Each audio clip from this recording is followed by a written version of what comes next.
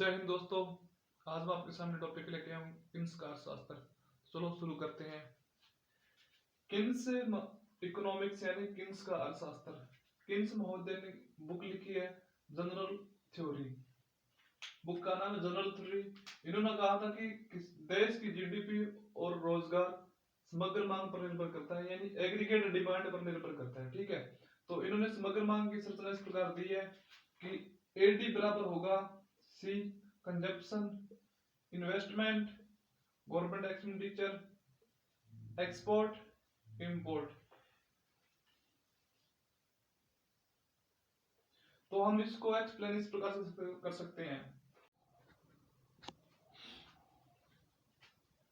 Consumption यानी कि उपभोग। तो उपभोग संतुष्टि प्राप्त करने के लिए किया गया खर्च होता है। तो हाँ, यहाँ पे हम लिख सकते हैं उपभोग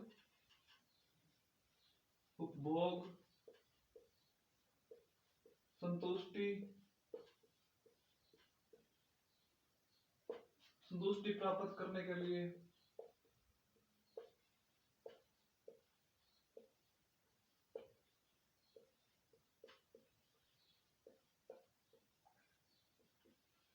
प्राप्त करने के लिए किया गया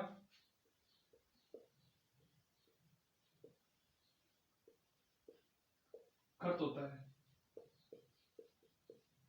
इसका मानना है, किन्स महोदय ने कहा कि न्यूनतम स्तर को छोड़कर न्यूनतम स्तर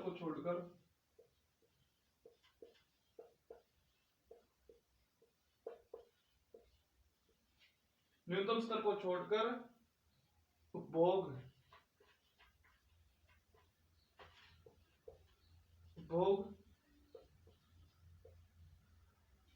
आय पर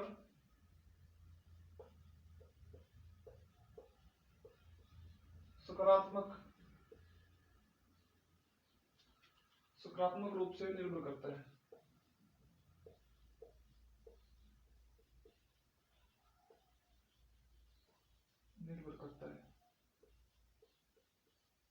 किन्स महोदय ने कहा कि एक न्यूनतम स्तर को छोड़कर उपभोग आय पर सकारात्मक रूप से निर्भर करता है। तो इसको हम इस प्रकार से समझ सकते हैं, निर्भर करता है। इसको हम इस प्रकार से समझ सकते हैं एक डायग्राम के तहत। यहाँ पे कंजप्शन लिखेंगे यानी कि उपभोग, और यहाँ पे लिख देंगे इनकम यानी कि आय। तो किन्स महोदय बोल रहे हैं एक न्यूनतम स्तर को छोड़कर, यानी कि यहां से इस प्रकार हम एक लाइन कह सकते हैं। इसको हम बोलते हैं कंजप्शन लाइन या उपभोग रेखा।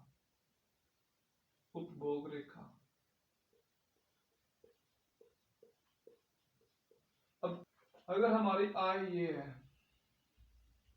ठीक है, तो हम इतना उपभोग करेंगे, मतलब मान लीजिए यहाँ पे, तो ये इस प्रकार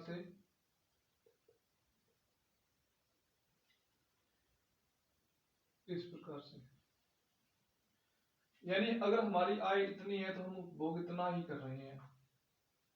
और जैसे ही हमारी आय बढ़ेगी, यानी यहाँ पे हो गई, तो हम उपभोग इतना करेंगे, मान लीजिए। ठीक है, अब किन्स महोदय बोल रहे हैं कि जैसे जैसे आय बढ़ती है उपभोग भी बढ़ता है। यानी अगर आय बढ़ेगी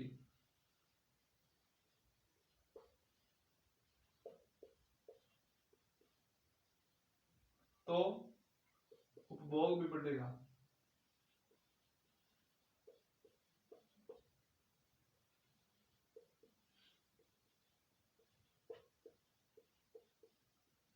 जैसे जैसे आय बढ़ेगी उपभोग भी बढ़ेगा।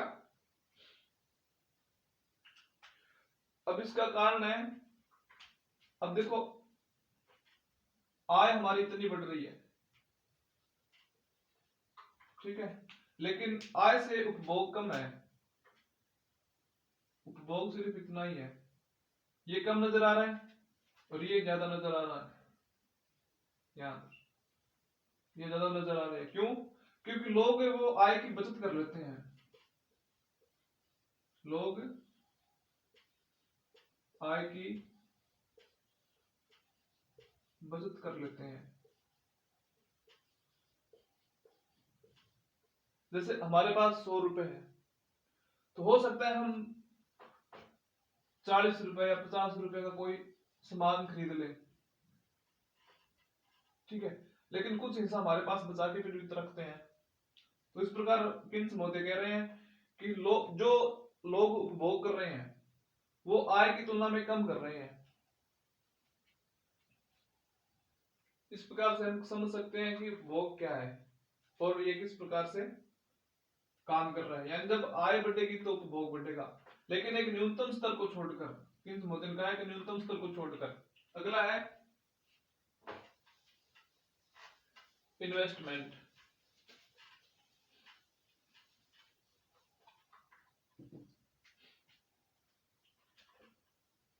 आय से इन्वेस्टमेंट,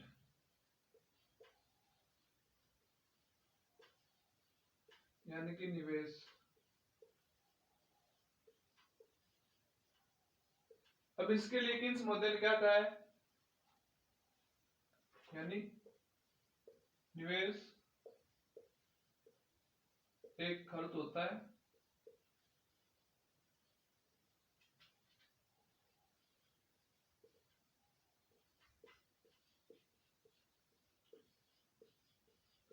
निवेश एक खर्च होता है जो उत्पादन क्षमता के विस्तार के लिए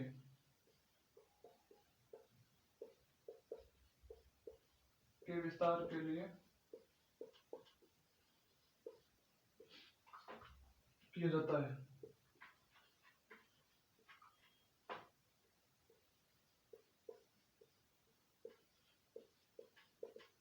निवेश, किन्स मोदी बोल रहे हैं निवेश एक खर्च होता है जो उत्पादन क्षमता के विस्तार के लिए किया जाता है। यह मुख्य रूप से जैसे ये इस प्रकार होता है, यह मुख्य रूप से कोई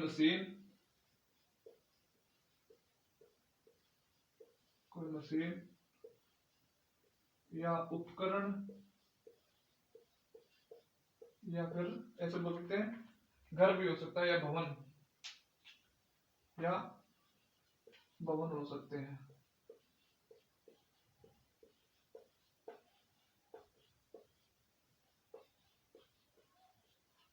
अब इन दोनों में डिफरेंस यानी अंतर समझिए कि कंजप्शन क्या होता है। कंजप्शन होता है जिसे हम संतुष्टि मिलती है, जिसे हम आत्म संतुष्टि मिलती है कि हाँ ये हमने कर दिया, ठीक है, ये हमारे लिए अच्छा है, जैसे खाने पीने हो गया या कोई टीवी ले लिया।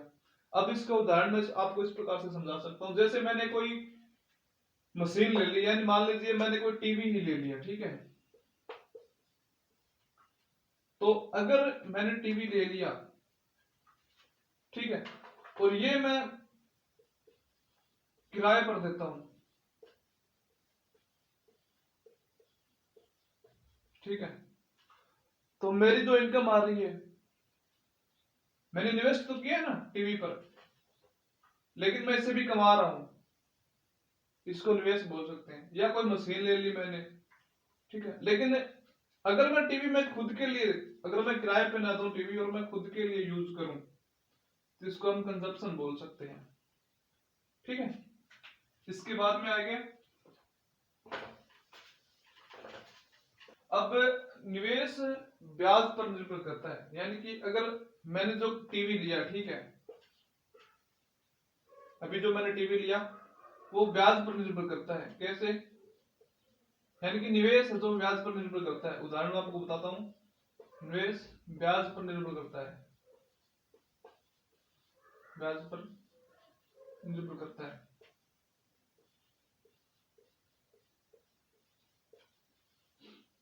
एक मिनट,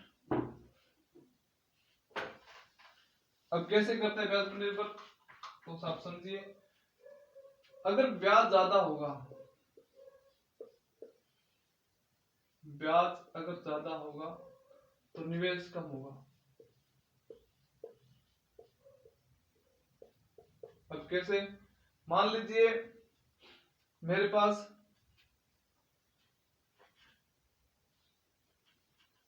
बाइक खरीदने के पैसे हैं, यानी कि मोटरसाइकिल खरीदने के पैसे हैं,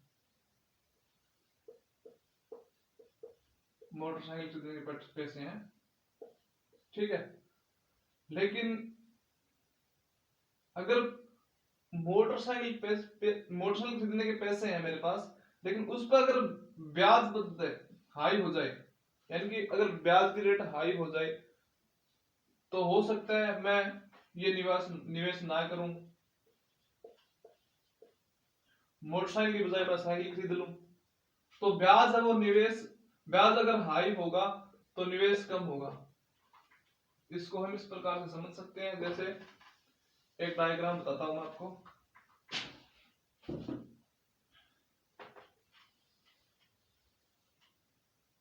जीरो मान लीजिए, और यहाँ पे इंटरेस्ट रेट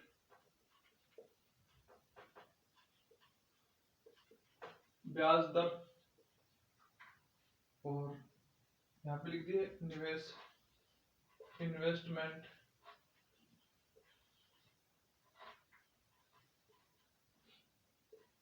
ठीक है। लेकिन अब समझिए, मान लीजिए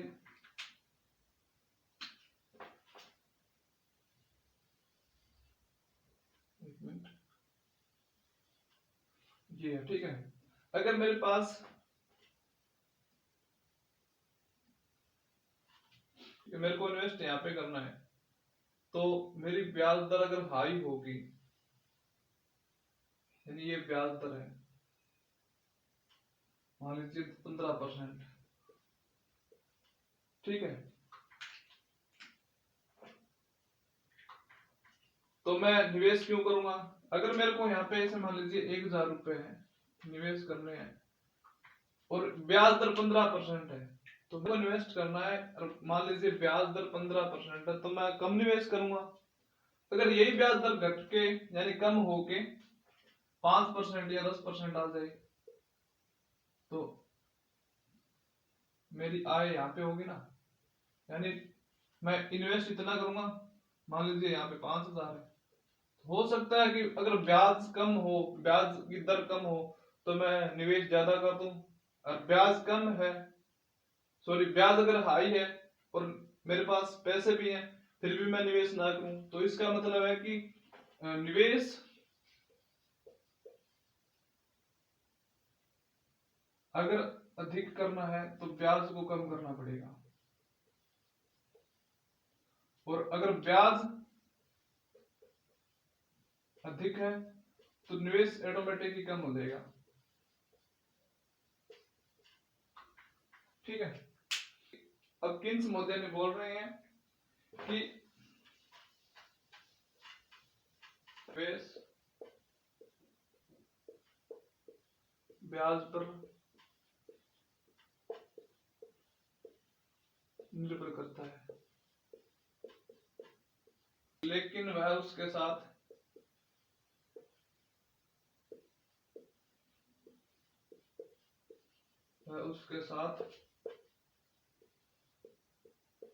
नकारात्मक नकारात्मक रूप से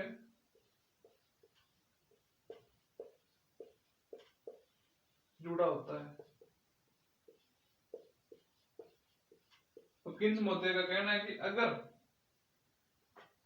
ब्याज अधिक हो,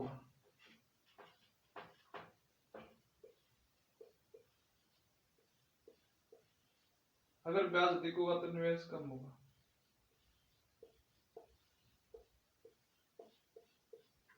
हमारे पास सूत्र क्या था, मैं लिख देता हूं, AD बराबर C plus I plus G plus X minus M, है ना। तो हमने कंजप्शन देख लिया, इन्वेस्टमेंट देख लिया, अब हम गवर्नमेंट पे चलते हैं, ठीक है जी, पे गवर्नमेंट एक्सपेंडिचर पर, यानी कि गवर्नमेंट एक्सपेंडिचर,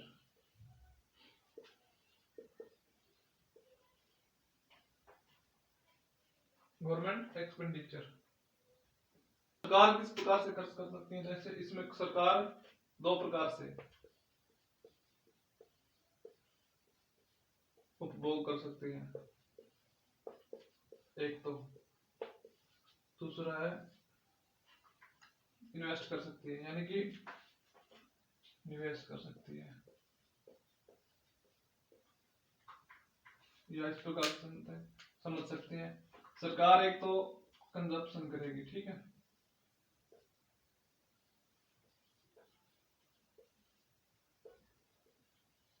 दूसरा इन्वेस्ट करेगी।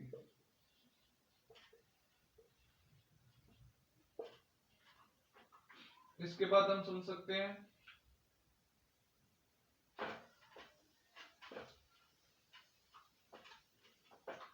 एक्स, ये हो गया एक्स, यानी कि एक्सपोर्ट। निर्यात क्या है? निर्यात तो एक देश की घरेलू सीमा, देश की घरेलू सीमा पर, घरेलू, एक देश की वस्तुओं, सीमा पर नहीं, सीमा नहीं, वस्तुओं, एक देश की घरेलू वस्तुओं एवं सेवाओं पर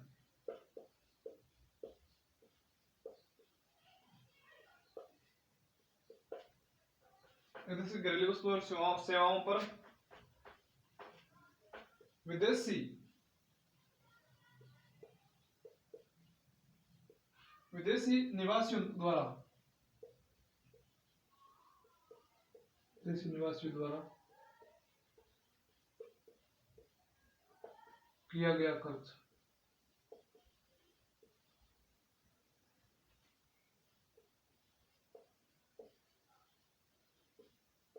किया गया खर्च निर्यात कहलाता है।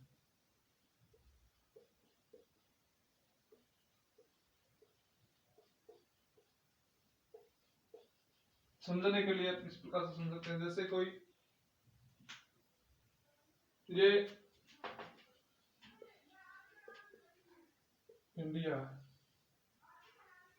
ठीक है, और कोई विदेशी व्यक्ति आके यहाँ पे खर्च करता है तो इसको निर्यात बोल सकते हैं,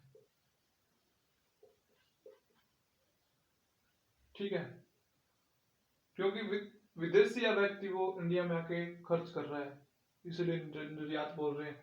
अगर हमारा भारत का कोई वस्तु या सेवाएं बाहर है, ठीक है, तो उसको भी हम निर्यात बोलते हैं। जैसे अगर हम कोई सामान बेचते हैं तो उसको निर्यात ही बोलते हैं। इसी प्रकार से अगर कोई बाहरी व्यक्ति आके यहाँ पे खर्च करता है तो उसको भी निर्यात बोलते हैं।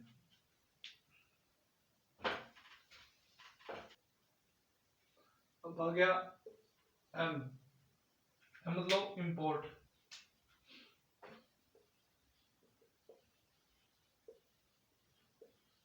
इंपोर्ट्स, ठीक है, अब इंपोर्ट में क्या होगा कि अगर हमारा कोई व्यक्ति बाहर जाके खर्च करता है, ठीक है, या फिर बाहर का कोई सामान हम आयात कर रहे हैं, ठीक है, तो उसको हम बोलते हैं आयात। मान लीजिए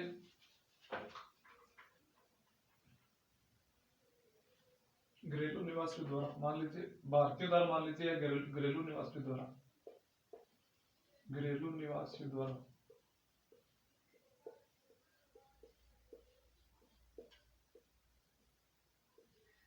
घरेलू निवासियों द्वारा विदेशी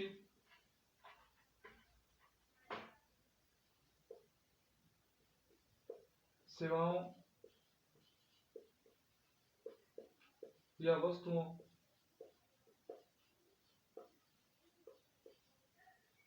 सेवाओं या वस्तुओं पर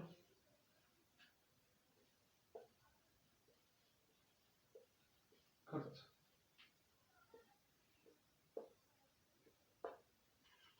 इसको बोलते हैं इंपोर्ट। यानी कि अगर कोई घरेलू व्यक्ति बाहर जाकर खर्च करता है तो ये आयात हो जाएगा। ठीक है, जैसे हम कोई सामान यहाँ से भेज रहे हैं या अगर हम कोई सामान वहां से खरीद रहे हैं तो भी ये आयात हो जाएगा। ठीक है, अगर हमारा कोई व्यक्ति बाहर से आके खर्च कर रहा है तो आयात, अगर हम बाहर से कोई सामान खरीद रहे हैं तो भी आयात। ठीक है, लेकिन कि आयात तो आयात का स्तर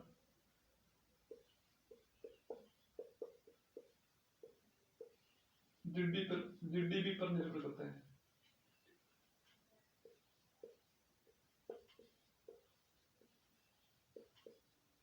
आयात का स्तर जीडीपी पर निर्भर करता है। किस प्रकार से, देखिए, आयात का स्तर जीडीपी पर निर्भर करता है। किस प्रकार से, अगर हमारा इंपोर्ट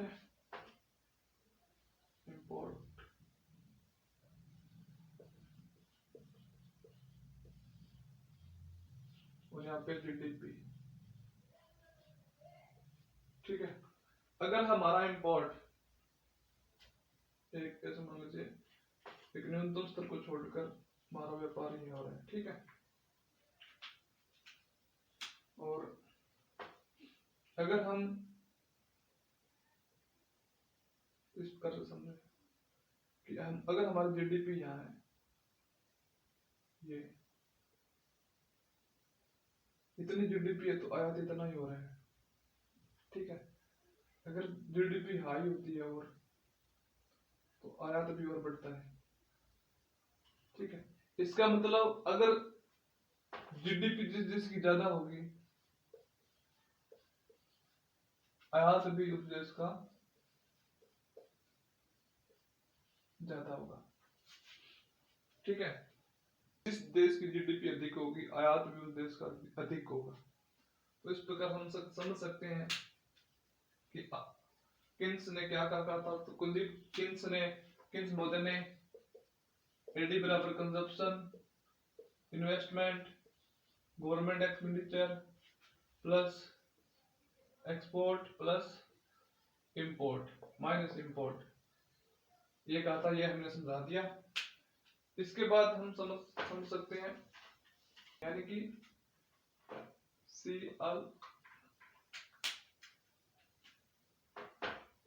CLOST इकोनॉमी, यानी बंद अर्थव्यवस्था। बंद अर्थव्यवस्था, बंद अर्थव्यवस्था क्या है? तो इसको समझने के लिए ऐसा मिल लीजिए, अगर कोई राष्ट्र आयात और निर्यात पर दोनों पर पाबंद लगा देता है तो उसको हम बंद अर्थव्यवस्था बोल सकते हैं। अगर कोई राष्ट्र आयात और निर्यात दोनों पर पाबंदी लगा देता है तो उसको हम बंद अर्थव्यवस्था बोल सकते हैं। हम इसको यदि कोई राष्ट्र लिख सकते हैं, यदि कोई राष्ट्र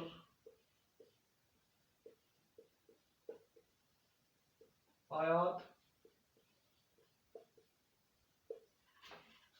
निर्यात, यदि कोई राष्ट्र आयात निर्यात नहीं करता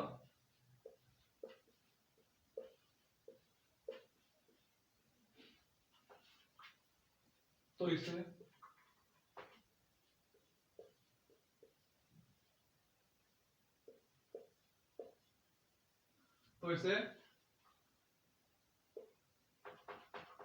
बंद अर्थव्यवस्था,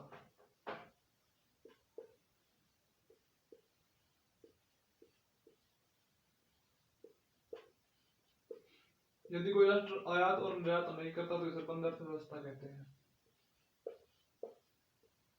अब इसको हम इस प्रकार से समझ सकते हैं कि